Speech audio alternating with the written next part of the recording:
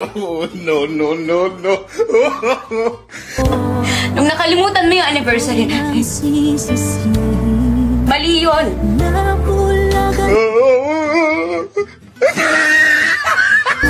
Nung nagawa mo, lokohin, mali din yun.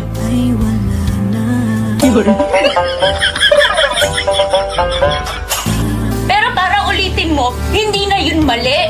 May sakit ka na. Magpapanggap ka ba ako?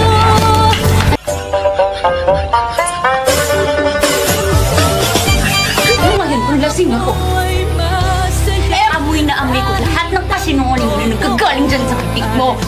Lahat ng mga kasalanan mo na pilit mo tinatago sa akin na paulit-ulit.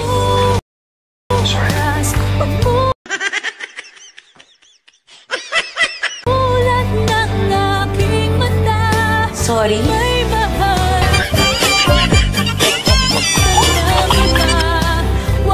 Sorry tapos ano?